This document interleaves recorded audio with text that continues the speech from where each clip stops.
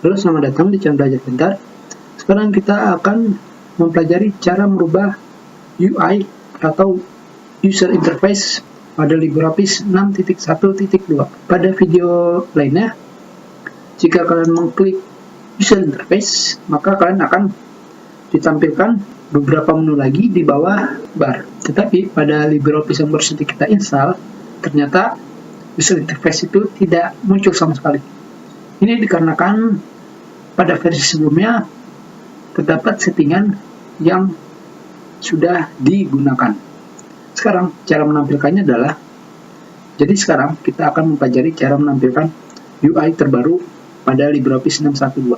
Sekarang kalian pilih Tools, setelah itu kalian pilih Option, setelah itu kalian pilih Advanced, dan di sini kalian gunakan Enable Experimental Feature.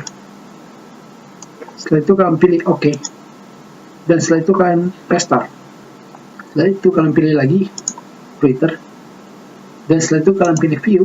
Dan sekarang di UI-nya terdapat 3 grup baru user interface. Yang pertama adalah kontekstual, tab, dan grup bar. Dan untuk tutorial berikutnya kita akan menggunakan tab. Ya, tentunya kalian bisa bebas memilih apa yang kalian sukai. Kalian juga bisa menggunakan grup bar. Kita sudah dulu pertemuan kita. Terima kasih.